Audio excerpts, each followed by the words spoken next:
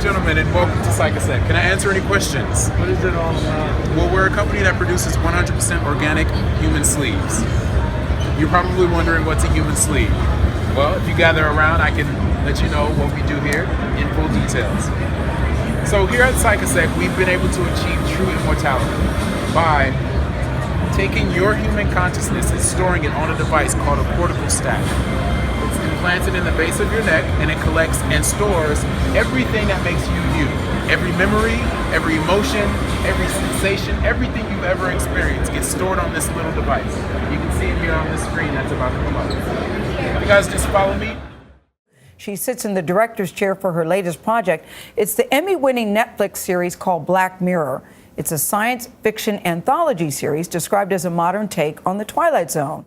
Well, because it's an amazing show, and a beautiful episode. I've worked for Netflix before, and it is kind of like working for God when you work for Netflix. Here is our final re-sleeving process. Come on in.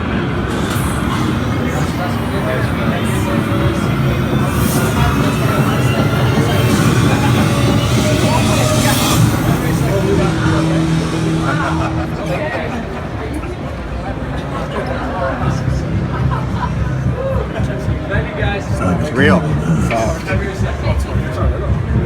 I was the richest man on several planets by the age of 74. The first time I died, I was 99. New technology transferred my consciousness to a new body.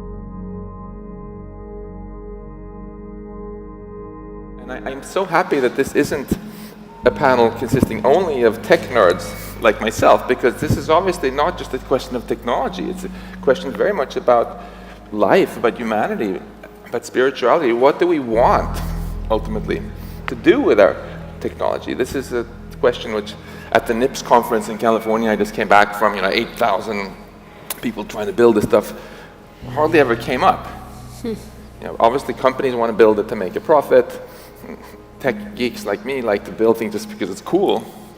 But what are we trying to accomplish here? Surely we as a species should be more ambitious than just trying to build our own obsolescence as fast as possible. There's been a radio series in this country and probably played around the world called What Makes Us Human. This is what makes us not human, isn't it? I mean, yes and no. All week, Bloomberg has been live at the Consumer Electronics Show in Las Vegas, displaying amazing new products that raise the bar on personal tech. Is mine a Banksy exhibit? Excuse me? Is this a Banksy exhibit? This is Psychosec. We have the technology for you to achieve immortality. Now, this is the final stage. introducing new gadgets from VR headsets to AR glasses. AR is it projects a virtual world on top of the real world. So you can hold up your phone and you can sort of see a virtual world on top of the real world. Mm-hmm. Just most recently, Magic Leap, which is this company that's gotten a ton of press, it's been very secretive, announced that they are going to be releasing their headset in 2018. Now, it's important to catch the eye at shows like these, which is hopefully what this thing is doing. This is the Hypervision display by Kinomo, which gives you the illusion of a persistent image. And in the flesh, I have to say, it does really look rather good.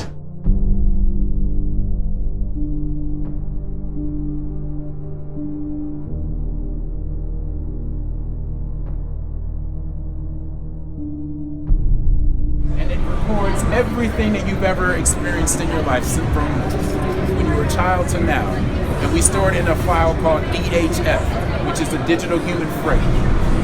Everything that makes you you is on this device. Now, all that information can be transferred over from the sleeve that you're currently occupying into the sleeve of your choosing. If this is also the attitude we're going to take towards machines, because we're stuck in this sort of carbon chauvinist attitude, that then that leads to one school of thought for what we should do. I have a number of AI colleagues who think what we should do is build enslaved gods, machines who are in all ways more competent than us, but they will only serve us, and then whoever controls that can control the world. We even had Putin saying not too long ago that whoever controls AI rules the world, and if we create the intelligence more powerful than humans, of course, it'll be that way, which doesn't just pose a lot of ethical problems, but as I explore in my book, it's very likely that that enslaved God will eventually manage to also break out and might... There's several movies with that as a theme. Yeah, yes. There are plenty of movies.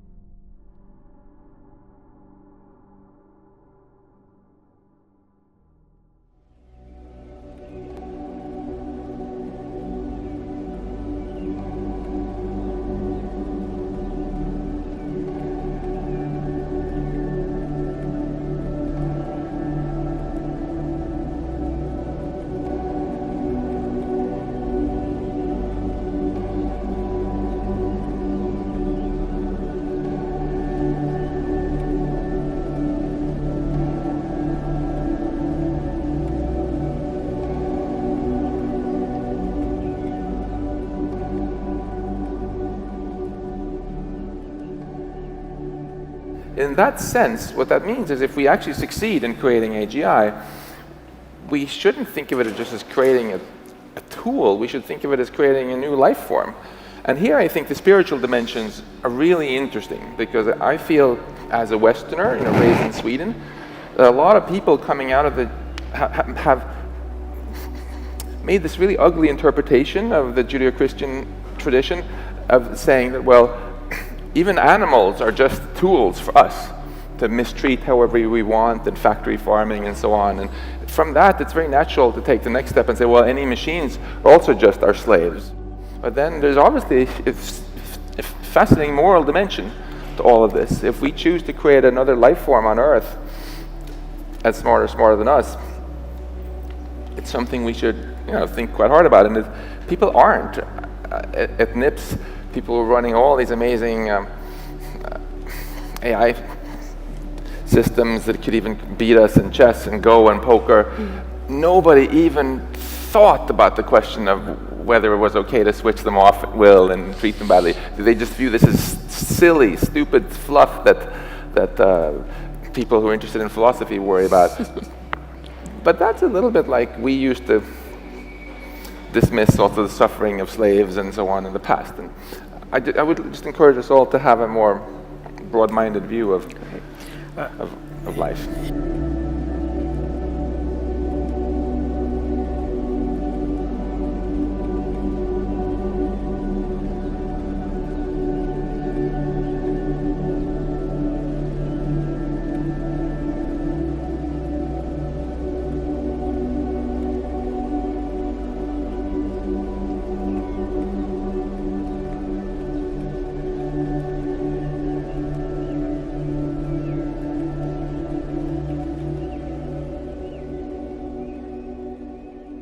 Transhumanism is the belief that the human race can evolve beyond its physical and mental limitations through technology.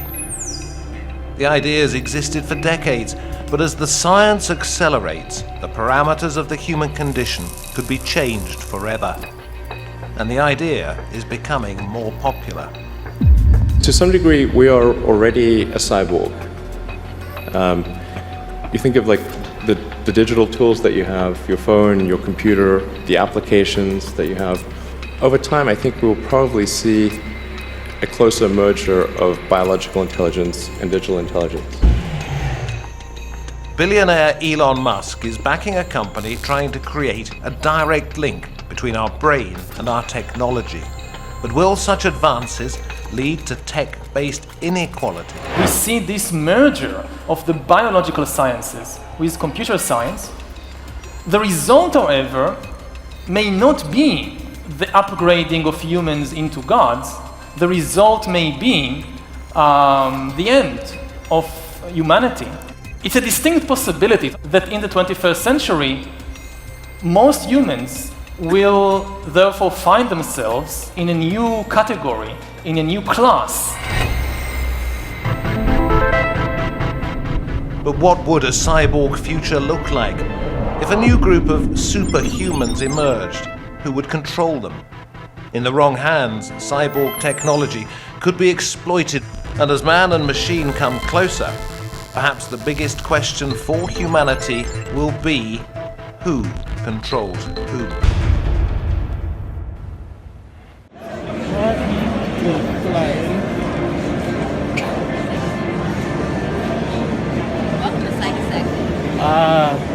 I don't want to ask, but I still want to ask. What's going on here? What's this about?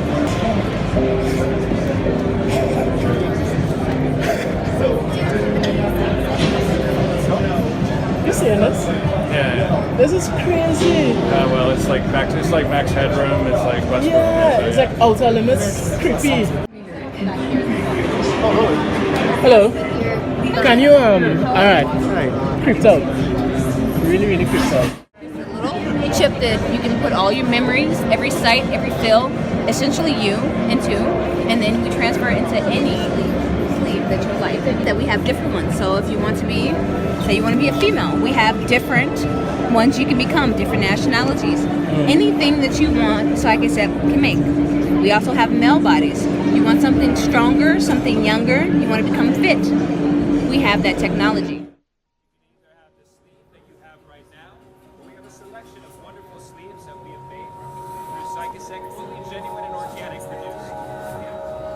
Now, if you'd like to be taller, shorter, skinnier, if you'd like to have better vision, maybe strengthen your body, you have the choice to choose a man or a woman's sleeve.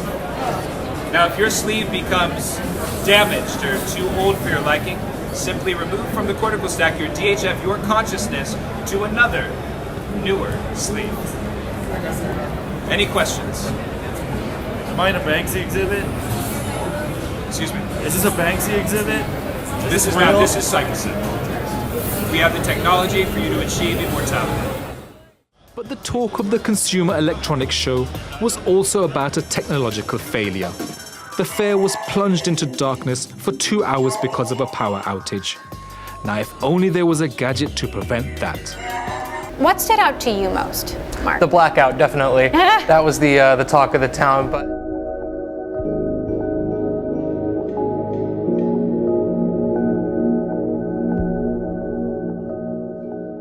I'm going to go around all four of you now, and starting with you, Neil, and ask you a similar question.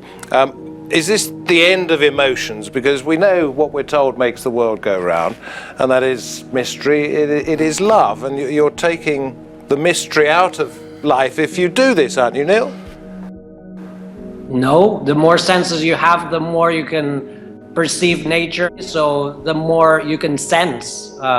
You're taking something essentially human away, in your eyes, enhancing our abilities. It's taking what we are as humans, which is pretty cool anyway, but then taking it further, saying, well, we're all right as being a human, that's fine, but well, you know, it's getting a bit boring now. Let's go further. Let's have more sensory input, more means of communication. So we're taking our humanity and putting it on the table. It is going to change us, sure, because we're going to merge much more with the technology, and hence our emotions will change to some extent. Certainly our ethical standpoint, the values that we have, all of those things will be mixed. And also not always use the I as the point of reference. Even when we talk about I care about these others, what about the others for their own sake? And what about the possibility of the humility that we don't know everything and we are not actually in charge of everything, and that maybe there's something beyond what we know. Humility is not the characteristic quality of Silicon Valley, but I'm going to open this up. So part of the issue becomes is that, yes, the reality is AI is here and it's going to evolve, But at the same time, we need to figure out, what civic society is going to look like and what the interfaces are going to be. For a long time, bricks and mortar shops have been trying to keep up with online retailers who have the added benefits of being able to keep track of their customers' habits as well as provide very easy ways of paying. Well, here's one way that we could see some of those features brought into the real world by retrofitting existing stores. iPolly just uses off-the-shelf cameras, one up here to track the customers and others underneath here to take a look at the products and the customers' interactions with them. But the real work is happening here in the AI algorithms, where it's recognizing all the products off the shelf and the customers' interactions with them. But the AI is using the main camera here to keep track of what customers are doing throughout the store. It can recognize faces, identify clothes, and follow their movements. Through the combination of the customer being recognized and the products that they're picking up being identified, when they get to the checkout, they don't even need to scan the items. They just need to pay. And if they agree to being remembered for next time, then all they need to do is go and pick up their products and they can take them away. I think most people out there are still totally in denial about the fact that AGI is gradually happening. I watched all the debates in the last presidential election, and none of the candidates even mentioned AI at all, even when they debated jobs, right? Most people I know, even very educated people, still think that intelligence is something mysterious that can only exist in biological organisms, and therefore dismiss all this talk as just science fiction. All these galaxies out there are beautiful because we are consciously experiencing them. If there were no consciousness in our cosmos, these galaxies wouldn't be beautiful. They would just be a gigantic waste of space. Now, turning to your question, what would AI, if it's really smart, ultimately decide to do? I think to answer that, we first have to be clear on that the mind space available to design intelligence is vastly larger than the mind space available to an evolved intelligence. Do you think it's important to actually know what it is to be human before we jump into AI or AGI and be very clear about that? And secondly, is there a difference between wisdom and intelligence? And can it be very dangerous to have intelligence without wisdom? Can AI have wisdom? Intelligence has nothing to do with morality, and wisdom does. But wisdom involves morality. And as soon as you get to questions of morality, purpose, meaning,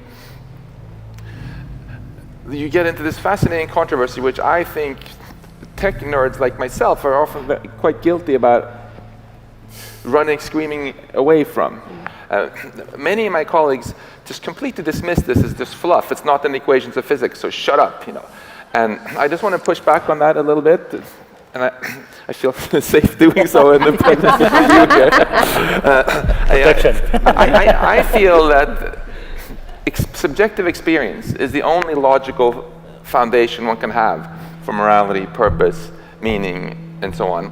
When we look around with our telescopes, we see that life itself is still an almost imperceptibly small perturbation on the seemingly dead and lifeless universe. And despite all the UFO news and the media cycle in the last 24 hours, we have not a shred of evidence yet that there is actually life with telescopes and internet anywhere out there in our observable universe. And many of my MIT students feel like, well, no point in thinking about these questions because we're so small and powerless, one little speck on this little planet in the solar system and a galaxy out of billions of others, and we live only 100 years, what's that in spark compared to it? But actually, I've made an emotional U-turn myself in terms of from thinking they were utterly insignificant to very much the opposite, and I just want to end by sharing that personal experience. So I think it's quite likely that in the part of space that we call our universe, the spherical region light has reached us from so far, that we're the only life that's actually gotten to the point of telescopes, okay? And it's also very clear that we've reached the fork in the road where our tech is getting powerful enough that we for the first time actually have the power to extinguish life, or to really get our act together, get our house in order and help life thrive. I think what we're doing is we're computationally empowering different parts of this complex system. Like the market, we already have a system that's out of control, opaque, and nearly autonomous. I think we agreed in Paris that there's no such thing as autonomy except maybe God, right? So I think what's happening is that my concern is that I think we're just going to make things more complex and more difficult and more powerful. And our systems that we have today, that our governments, our corporations, they're already kind of out of control and pointed in roughly the wrong direction. And I think what we're going to do is supercharge them to go reeling off in those bad directions. And so my concern is getting our house in order before, both ethically and sort of systemically, before this power comes.